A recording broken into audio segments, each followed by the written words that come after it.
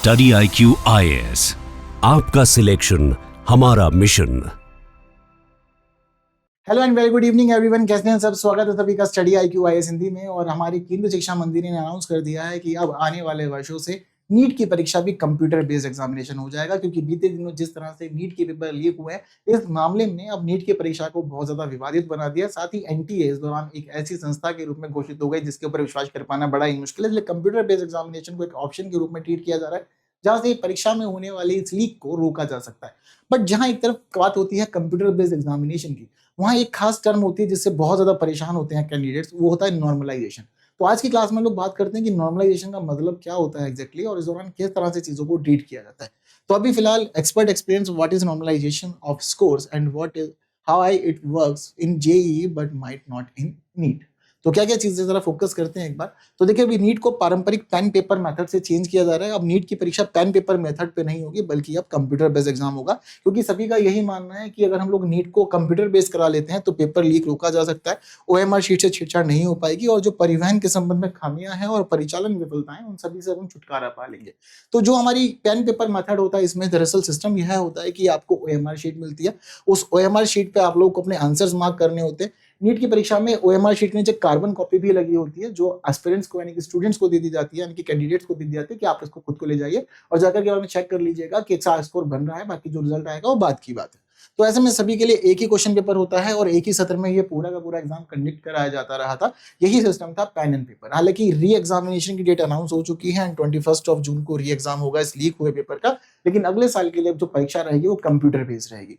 Computer based परीक्षा में होता क्या, तो देखिए, कंप्यूटर बेस्ड परीक्षा दरअसल बहुत सारे अलग अलग सेशंस में कराई जाती है, बार अलग अलग दिन करवाई जाती है। इस तरह से इसमें सिस्टम चलता है। तो जब ये अलग अलग सेशंस में होता है तो हर एक सेशन के लिए एक अलग क्वेश्चन पेपर डिसाइड रखा जाता है, और यहाँ पर मानकीकृत प्रतिशत आधारित बच्चों का मूल्यांकन किया जाता है। यानी कि अगर आप पेपर में कितने ही मार्क्स लेके आएंगे वो मैटर नहीं करता, आपका जो फाइनल रिजल्ट तैयार होगा वो बनेगा मानकीकृत प्रतिशतक आधारित। यानी कि अब यहाँ पर ये देखा जाएगा कि आपका परसेंटाइल कितना बन रहा है, और उस परसेंटाइल के आधार पर ही आपको रैंक प्रोवाइड की जाएगी। उसके बाद यह देखा जाएगा कि आप सिलेक्टेड लोगों की कैटेगरी में लिस्ट में आ पा रहे हैं या नहीं आ पा रहे हैं। तो कंप्यूटर बेस्ड एग्जामिनेशन को अब कराने के पीछे का जो मेन उद्देश्य है वो यही है कि अब एनक्रिप्टेड डिजिटल डिलीवरी के द्वारा पेपर लीक रोका जा सकेगा। डिजिटल रिकॉर्डिंग रहेगी सारे सेंटर्स की, तो ओएमआर से छेड़छाड़ भी नहीं हो पाएगी। लॉजिस्टिक संबंधी समस्याओं से भी यहाँ पर बचा जा सकेगा, और केंद्रीकृत डिजिटल नियंत्रण से संचालन संबंधी सुरक्षा भी पूरी तरह से हो पाएगी। चीजें बहुत सेफ रहेंगी। ये है हमारा कंप्यूटर बेस्ड एग्जामिनेशन।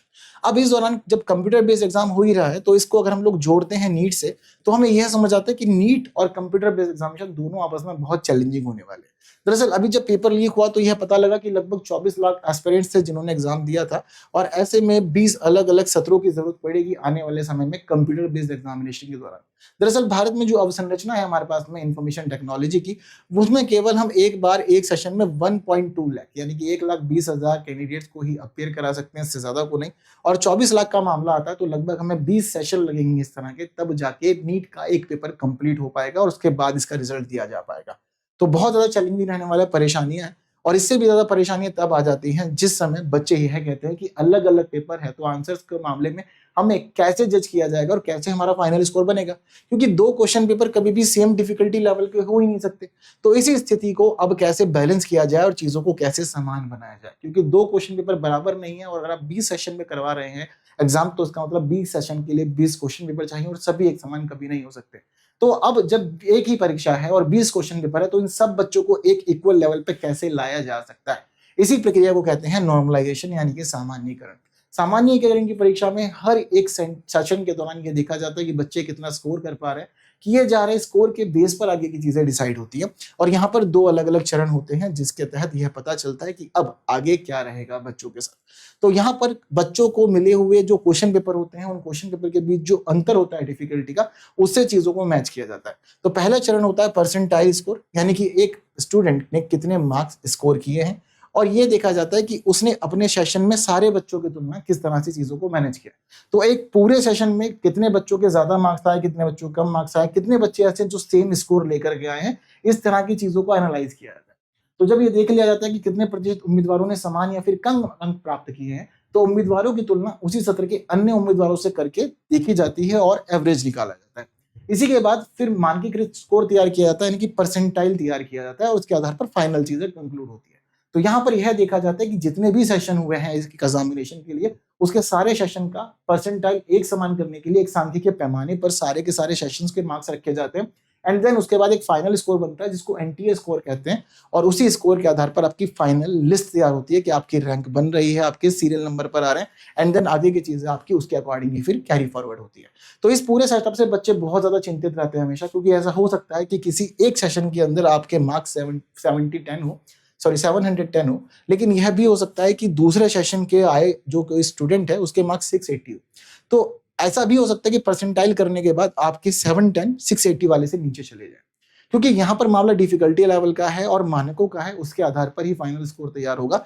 तो एक सेशन का अगर आयोग यह माने कि एग्जाम डिफिकल्ट हुआ है तो उसमें कम मार्क्स प्राप्त स्टूडेंट को ज्यादा ऊपर रखा जा सकता है, जबकि दूसरे के लिए अगर यह मान लिया जाए कि वहां पर इजी क्वेश्चन पेपर था तो अपने आप ही उसकी रैंक नीचे कर दी जाएगी। बट परसेंटाइल को लेकर के कोई एक स्पष्ट पैमाना नहीं है, इसलिए परसेंटाइल का मेथड अपने आप में बहुत ज्यादा विवादित रहता है और चीजें बहुत ज्यादा दिक्कत चलती रहती है। अब ऐसे में यही सबकी सब परेशानी है और सारे के सारे स्टूडेंट आज भी यह जानना चाहते हैं कि वो क्या तरीका है जिसके आधार पर परसेंटाइल स्कोर तैयार किया था, बट कुछ नहीं पता। तो सत्यापन की सबसे बड़ी समस्या है कोई वेरीफाई कर ही नहीं सकता कि किसको जो परसेंटाइल दिया गया वो किस आधार पर दिया गया।